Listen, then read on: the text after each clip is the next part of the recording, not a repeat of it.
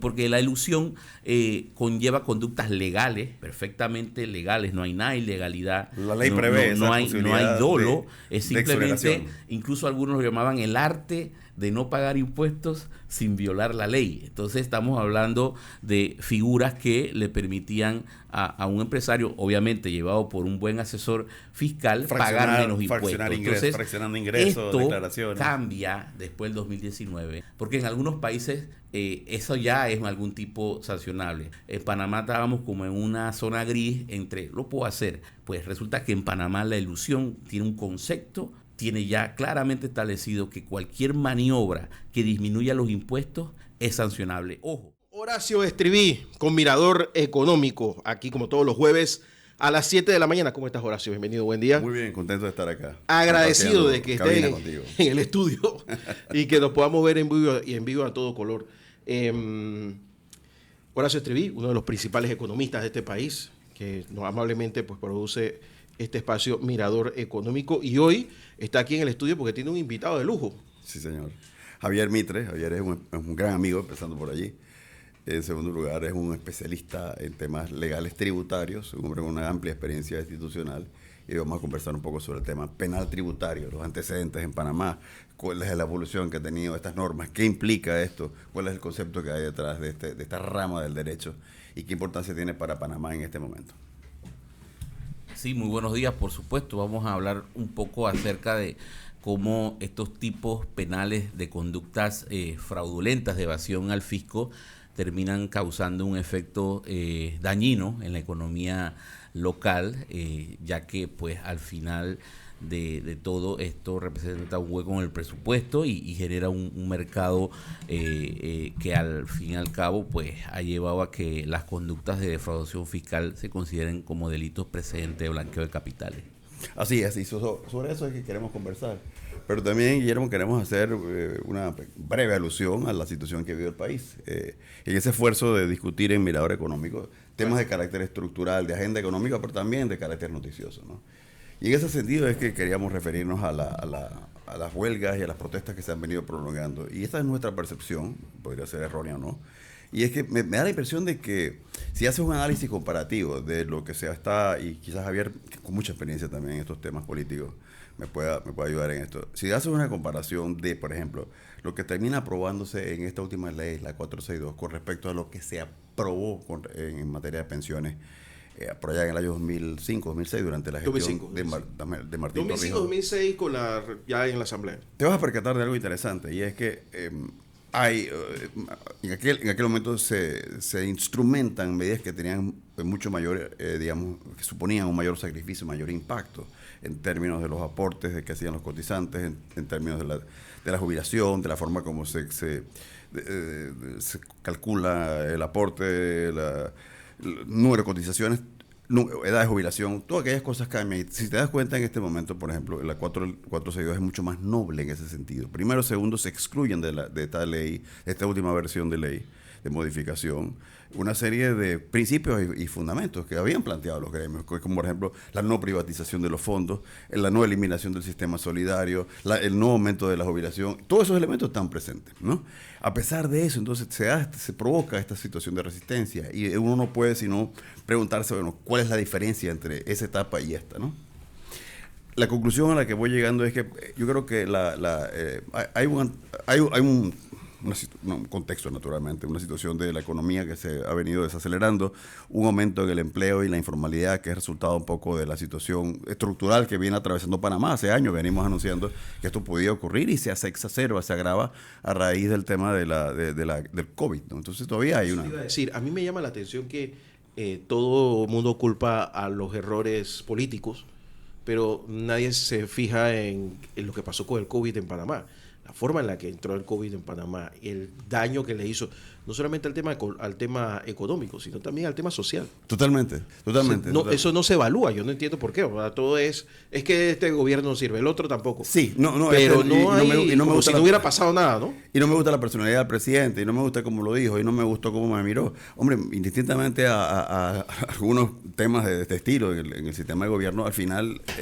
como dices tú, siempre pareciera que se invocan argumentos contrarios, entonces, a cualquier tipo de reforma, ¿no? Entonces, para no extendernos en este tema, creo que la conclusión a la que quiero llevar es la siguiente. Hemos entrado en una especie de círculo vicioso, por cuanto que, por un lado, tú tienes una economía que cada vez se resiente más, tienes una situación de desempleo, lamentablemente que tiende a aumentar, igual ocurre con la informalidad, pero a la misma vez se posponen en la agenda del país aquellos cambios indispensables que se requerirían para revertir ese proceso. Por ende, hemos caído en una especie de círculo vicioso. A más huelgas, más se afecta a la economía. Al más afectarse a la economía, más descontento hay.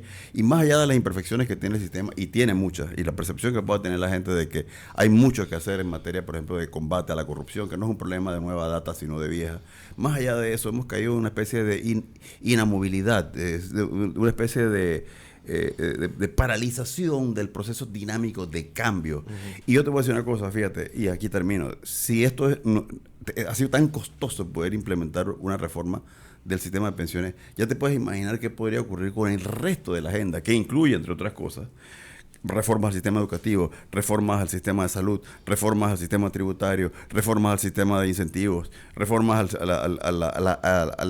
al entorno laboral y legal para poder fomentar un poco la productividad. Tal pareciera que el resistirse a cualquier tipo de cambio se ha convertido en la carta de presentación de los líderes de los gremios. Dice, la fortaleza mía surge no de que mejore la clase obrera, no de que mejore el país, no que haya crecimiento, sino surge de que precisamente yo he demostrado la habilidad de que por aquí no pasa ninguna reforma. Eso es peligroso. Excelente. Bueno, Horacio, yo diría que comencemos y aprovechemos también al excelente invitado que tenemos el día de hoy. Claro que sí. Bueno, pasemos a ese tema enseguida. Y fíjate, lo que queremos hablar un poquito es precisamente sobre una obra que ha desarrollado Javier junto con otros autores, una coautoría, por así decirle, de un libro que trata precisamente a nivel del hemisferio sobre los avances en materia penal tributaria. Pero yo creo que podríamos empezar por Javier explicar a la gente en forma sencilla qué es eso de penal tributario. Así es, en efecto, ya como lo indica, una serie de problemas que vive el país, y en gran medida creo que todos coincidimos en que si hay algo con lo que se resuelven los problemas es con el chen, con el dinero. Y el dinero nos referimos a los fondos suficientes del Estado. Hay un problema social y cultural en nuestro país, y es que al día de hoy reprochamos las conductas como la corrupción. Sin embargo, cuando hablamos de la evasión o la defraudación, lo hallamos como algo tolerable. Sin embargo, parte del sistema. Y el daño es el mismo, porque tanto la corrupción como la defraudación fiscal o la evasión fiscal, ambas conductas igual dañan y afectan al Tesoro Nacional. Entonces, hay un tema pues que tiene que ver con la cultura, con la educación, y en ese sentido debemos decir que en Panamá estas conductas han sido sancionadas, pero siempre en la esfera administrativa. Perfecto. Hace unos años para acá, específicamente las reformas del año 2019, se tipificó ya como delito la defraudación fiscal, e incluso quedó fijado como un delito precedente de blanqueo de capitales. Por eso entonces podemos hablar hoy día del derecho penal tributario. Entonces, realmente pues, para diferenciar, hablamos de que ahora estas conductas perfectamente son judicializables, mientras que antes eran simplemente sancionadas como una falta administrativa. O sea, que han sido criminalizadas, lo que quiere decir que efectivamente el incumplir las disposiciones en materia tributaria, en ciertos casos, puede traducirse en pena de cárcel.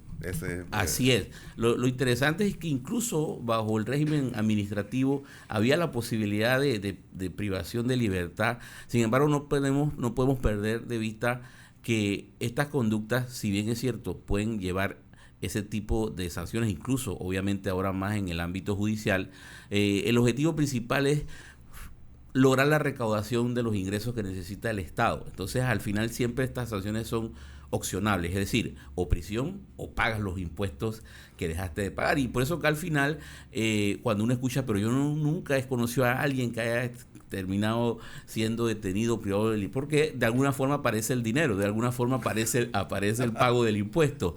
Y es el objetivo, porque claro, siempre hay una premisa que dice que ¿qué hago yo con los contribuyentes presos? O sea, yo necesito contribuyentes trabajando y pagando. Entonces, eso es lo que se conoce como la sensación de riesgo. Algo así como lo que escuchamos mucho, y es un lenguaje más común, la certeza del castigo. Pues en materia fiscal, la sensación de riesgo. ¿Qué significa? Que si yo me entero que Horacio Estriví está llevando a cabo algunos negocios en los cuales no paga impuestos y no le pasa nada, pues yo tampoco pagaría los impuestos. Pero si me entero que Horacio le abren un proceso de defraudación fiscal, yo digo, no, yo sí voy a cumplir con los impuestos. Entonces este es un tema que se discute en Panamá y en el mundo. Y en el caso de Iberoamérica, se ha llevado ya incluso a la creación de un libro que se conoce como el Derecho Penal Tributario Iberoamericano, y que su lanzamiento fue hace unos días, en los que nos tocó representar a Panamá. El mismo se dio en la ciudad de Bogotá, Colombia, en la Universidad Javeriana, en donde esta obra comprende precisamente aspectos técnicos sobre las conductas de defraudación fiscal. Ya que lo mencionas, si lo vemos en este marco hemisférico y desde el punto de vista de esta rama del derecho penal tributario, ¿cómo se compara Panamá frente a otros regímenes o otras jurisdicciones? Y me adelanto un poco a hacerte un comentario. La sensación que prima es que, si bien en Panamá ha habido adelantos, como tú lo has narrado, que nos ha permitido pasar de la esfera de las sanciones administrativas, de las multas, de las sanciones, a la esfera de lo penal, también hay algunas afirmaciones de que el umbral que se establece en el 2019 en esa modificación tributaria todavía sigue siendo bastante laxo, y que es lo que al final de alguna forma hace un poco más difícil la aplicación de este concepto tan importante. En Panamá el umbral es de $300,000, a diferencia de otros países. Háblanos un poco sobre cómo se compara Panamá frente a otros países. Sí, antes de entrar a la comparación, creo que también es importante resaltar, como muchas veces ocurre en nuestro país, terminamos regulando asuntos no porque llegamos a un consenso nacional, sino por presiones internacionales. Correcto. Y recordemos que una de las presiones más recientes conocidas es la presión que hizo el Gafi a Panamá para seguir una serie de recomendaciones, entre esas tipificar el delito de defraudación fiscal. Entonces, cuando eso ocurre de esa forma, se estructuran las normas para cumplir con el de afuera, y no viendo realmente lo que ocurre en nuestra sociedad, lo que habla lastimosamente un poco mal de nosotros, porque como bien señalas, el umbral de llegar a una defraudación arriba de los $300,000 anuales implica que sería un reducido grupo de personas, empresarios o cualquier sujeto que esté en estas conductas, que estaría bajo un proceso de judicialización, porque se hizo pensando, entre otros aspectos técnicos, que si Panamá, al igual que países como Luxemburgo, tienen un sistema financiero robusto y demás, más que nada se hizo pensando en cumplir y no si realmente debemos castigar esas conductas a nivel local para concientizar más acerca del cumplimiento tributario. Entonces, a nivel comparativo, pues como señalas, el resto de los países de la región establecen, sí hay un mínimo de un umbral, con el objetivo también de enfocar sus investigaciones a casos más relevantes en materia de recaudación. Es decir, no desarrollar los esfuerzos, por ejemplo, en alguien que anda defraudando $5, $10, sino un monto significativo, pero tampoco tan alto como para no alcanzar a nadie, ¿verdad? Claro. Entonces, digamos que el umbral en algunos países puede variar desde $5,000 en adelante. En el lenguaje jurídico de muchos de los países de la región se habla de hasta 5 veces el salario mínimo de un trabajador. Entonces tú tienes que calcular, bueno, cuánto es eso para establecer que cayera en una situación penal tributaria. Ojo, por debajo del umbral, como ocurre acá en Panamá, igual hay una sanción, solo que en la esfera administrativa. Es decir, no creas ahora que porque en Panamá tu defraudación fiscal no alcance los 300,000 no pasó nada. Correcto. Se maneja bajo el concepto de evasión fiscal administrativa. Igual sería sujeto a una sanción en donde te castigarían con pagar hasta 2 veces la suma defraudada, sí, etcétera, ¿verdad? Solo con carácter pedagógico, hemos mencionado términos repetidamente el penal penal tributario, pero ¿cuáles, digamos, son algunos de los ejemplos que podrían decirse si tipifican este tipo de delitos? Por ejemplo, la evasión, y si pudieras explicar el concepto y en qué se diferencia de elusión ficticia, creo que sería otro, retención de cuotas sería otro, simulación de actos de gastos o creación de empresas falsas con el propósito de evadir. Si pudieras darnos luces sobre estos 4 o 5 conceptos. Van a ser conceptos muy familiarizados. Desde que nosotros vamos a un local comercial y no exigimos nuestra factura, desde ese mismo instante nosotros estamos contribuyendo con una potencial conducta de defraudación fiscal, porque recordemos que las facturas, sea electrónica o sea manual, viene a ser la fuente de información del fisco para verificar que ese local comercial que dice que tuvo ingresos por $100,000 al año, realmente tuvo $100,000 al año. Pero si la factura no existe, no hay forma de corroborarla, entonces este local comercial o empresario del local comercial puede decir que sus ingresos solo fueron por $50,000. Entonces, estamos hablando de conductas como la no exigencia de las facturas o amparar los costos y gastos que tuve en mi empresa para reducir la renta a pagar, se soporta en facturación falsa o documentación inexistente, llevar doble registros contables, falsear sobre mis verdaderos ingresos, porque digo, oye, pero ¿cómo es posible? Este año me gané tanto y ¿cómo le voy a pagar tantos impuestos? Le digo al contador público autorizado, no, solo ponme ahí un cuarto de lo que en realidad obtuve. Se me dio la oportunidad de llevar la venta de una propiedad, de una finca, a un muy buen valor, porque está ubicada en un buen sector de la ciudad, puede alcanzar el $1,000,000, pero me pongo de acuerdo con el comprador para que en la escritura pública de la notaría se diga que el precio fue casi un 50% menos del valor. Entonces, esas falsedades en cuanto a los ingresos, ganancias, costos y gastos reales son conductas dolosas, es decir, ahí no hay error, ahí no hay margen a decir que me equivoqué, hay alevosía, y es importante pues que eso, digamos, convierte esto en conductas tipificadas como el derecho penal tributario. En cuanto a la elusión fiscal, es interesante que lo menciones porque en Panamá hasta el año 2019 se hablaba del concepto como algo muy, digamos,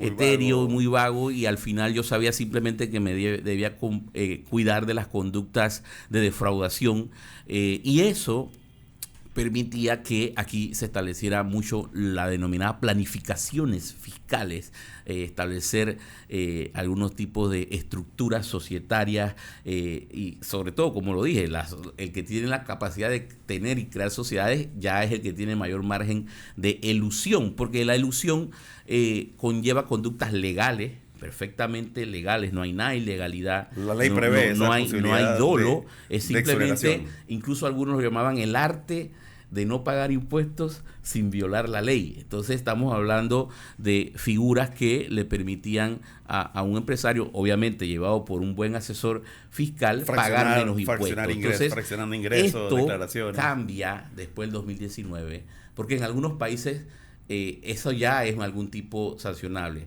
En Panamá estábamos como en una zona gris entre, lo puedo hacer. Pues resulta que en Panamá la elusión tiene un concepto, tiene ya claramente establecido que cualquier maniobra que disminuya los impuestos es sancionable. Ojo, no te lleva a la esfera penal porque no hay una defraudación, pero ya sí puede ser objeto de un alcance tributario, e incluso la nueva codificación tributaria habla de sancionar al asesor fiscal, que es, digamos, repetitivo en ese tipo de asesoría. Entonces eso debería... Primero, el fisco estar explotándolo, debería estar revisando quiénes han estructurado esto, y aquel que haya como asesor fiscal, digamos, desarrollado su carrera sobre eso, también empezar a ver que las cosas han cambiado. Pero hay una diferencia, digamos, conceptual, jurídica, pero al final ambos conductas producen una disminución del pago de impuestos, y que hoy día es relevante porque hoy día tenemos la situación con la Caja de Seguro Social en donde se habla de que el Estado debe aportar o aportaría más de $900 millones, pero ¿de dónde van a salir esos $900 millones? De no necesariamente de reformas tributarias, sino de generar una real sensación de riesgo fiscal para que la recaudación se incremente. Lo cual nos lleva a un punto interesante, y es que para que este tipo de políticas públicas funcionen, hace falta siempre que se cumplan ciertos requisitos sine qua non. Uno de ellos, ya es lo que hemos tratado, es las modificaciones legales, el marco normativo, si se quiere. Pero hacen falta también otro tipo de cambios estructurales, por ejemplo, el desarrollo institucional, el desarrollo de jueces, la capacitación, la creación de ramas muy especializadas de conocimiento en materia de administración pública. Conversanos un poco sobre esa simbiosis que debe haber para el éxito de este tipo de objetivos. Por supuesto, mira que contrario a lo que muchos puedan pensar, el sistema judicial se ha reforzado en eso. Yo en lo particular que pues me caracterizo mucho más por la parte académica y ser facilitador. Yo llevo ya varios años a través de la escuela judicial e incluso con patrocinios de programas con la Embajada de Estados Unidos, formando a los fiscales del crimen organizado de Panamá y más recientemente a jueces penales, a magistrados del Tribunal Penal en lo que se conoce pues como el delito de defraudación fiscal. Desde el punto de vista de la administración tributaria, hay que decir que antes del 2019 no existía ni siquiera una sección, un departamento sobre defraudación. Las denuncias llegaban y se pasaban al departamento de legal y ahí se desaparecían entre el mundo de recursos y expedientes administrativos. Hoy día existe una división, una sección de defraudación fiscal dentro de la Dirección General de Ingresos. Hay personal entre abogados, contadores, auditores forenses que están formando y que vienen haciendo un trabajo de investigación de defraudación fiscal. Ha habido ya algunos casos en manejo del Ministerio Público con procesos que si bien el Ministerio Público de oficio no puede perseguir, porque al final fue en el legislativo, como que dice, donde se creó ese tipo de trabas para que el Ministerio Público no pueda de oficio, es el director de ingresos el que tiene que presentar una denuncia ante el Ministerio Público después de haber pasado un proceso interno de evaluación.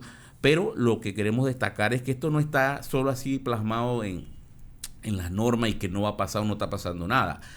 Sí, ya hay acciones y obviamente hay situaciones de contribuyentes grandes y medianos que tienen procesos abiertos por investigación de defraudación fiscal. Hace un momento mencionabas a Gafi. Sería bueno definir qué es Gafi. Es un grupo de acción financiera internacional que se dedica a combatir el lavado de dinero y el financiamiento del terrorismo, y que tiene ramificaciones a nivel mundial y nivel hemisférico. Pero también mencionaste algo interesante, y es que la percepción es que a veces se trata de medidas impuestas o no por estos organismos. Al final pareciera que surten un efecto positivo, deberían, en cuanto a aumentar la base tributaria del país y la capacidad de generar ingresos, y por otro lado también generan mayor credibilidad y contribuyen a mejorar la reputación del país, lo cual nos lleva a la pregunta de si, bueno, ¿qué importa si son impuestas o no? Al final lo que importa es si rinden efectos o no. ¿Cómo manejarías tú este dilema conceptual? Es que en definitiva... ¿Debemos aceptar esas imposiciones o no? ¿Nos convienen o no nos convienen? Es que, y disculpa que sea un poco fuerte, pero esto es casi como que tenga que venir alguien de afuera a decirme que hay que castigar las conductas de violación a menores. Pues, o sea, yo sé que como sociedad eso es reprochable, castigable y sancionable. Claro. Entonces, ¿cómo es posible que tenga que venir un organismo internacional a decirme que si se evaden impuestos se obtienen menos ingresos al Tesoro Nacional y por ende obviamente se desacelera el crecimiento económico y hace falta los recursos? Entonces, esa percepción hay que cambiarlas. O claro, los organismos internacionales como el Gafi dice hasta cuándo Panamá va a llegar a alcanzar ese nivel de conciencia y de reproche a ciertas conductas, y entonces ahí es cuando empezamos a entrar en las listas y a presionarnos. Y claro, como bien señala en el caso del Gafi, y es bueno que traigas ese tema porque también hay mucha confusión en la sociedad común cuando hablan o escuchan hablar de que Panamá tenga una lista.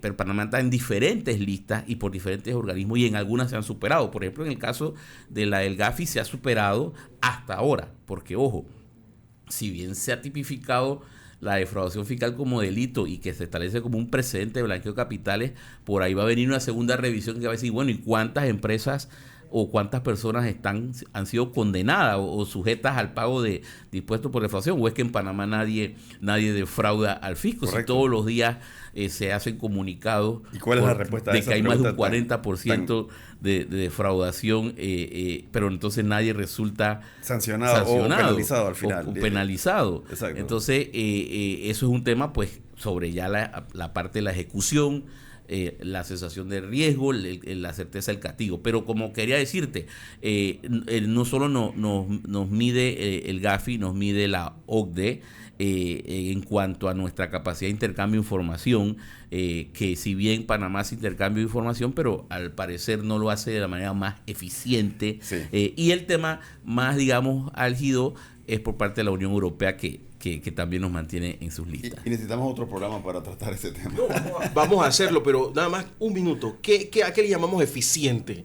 Porque yo creo que los esfuerzos que ha hecho Panamá son muy superiores a lo que ha hecho muchos países, no solamente de América Latina, sino incluso europeos. Claro, te lo voy a poner de manera muy práctica. Por ejemplo, la Administración Tributaria, y vamos a hacer directo, de Francia, le pide a la Administración Tributaria de Panamá información acerca de un contribuyente de este país en el cual ya entramos a la regla del juego de compartir información.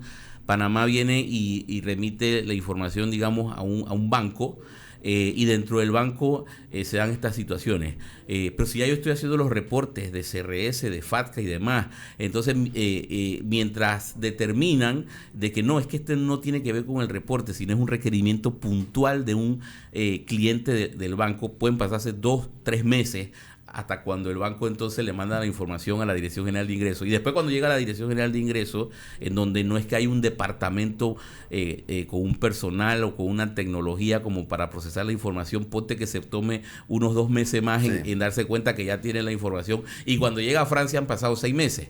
Entonces, ¿qué han pasado en 6 meses para Francia? Sí. Que ya el sujeto que estaba bajo investigación desapareció. Nos queda un minuto, pero creo que estamos aquí a tu dilema, porque si bien es cierto, como tú lo afirmas, que no es enteramente válida la tesis de que a Panamá se le imponen cosas y sanciones injustas que a otros no, sino que también es un problema de que tenemos que mejorar internamente la capacidad de proveer información y cumplir con los compromisos que hemos asumido, porque a Panamá le conviene mantener esa reputación. Por otro lado, y cierro aquí, también hay alegatos de que nada de estas normas se aplica, por ejemplo, a ciertas jurisdicciones especiales en Estados Unidos como Delaware, etcétera. A eso iba, de que, ojo, no estoy diciendo con eso que nosotros sí, los otros no, porque vemos que, por ejemplo, casos como Bahamas, Belice, salen de la lista, que son cooperadores. Yo no tengo certeza de que en realidad lo hacen tan rápido como nos lo decían nosotros.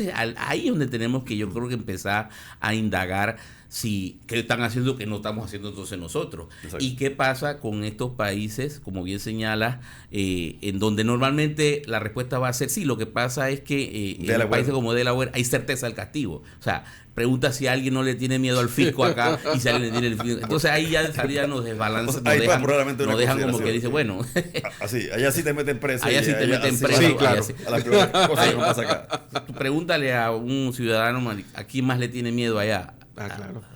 Y ahí por ahí entonces nos dejan sin mayor argumento. Bueno, ese es el programa de hoy. Horacio, esto hay que repetirlo por lo menos una vez. Hay que extenderlo. Así que muchísimas gracias por estar con nosotros.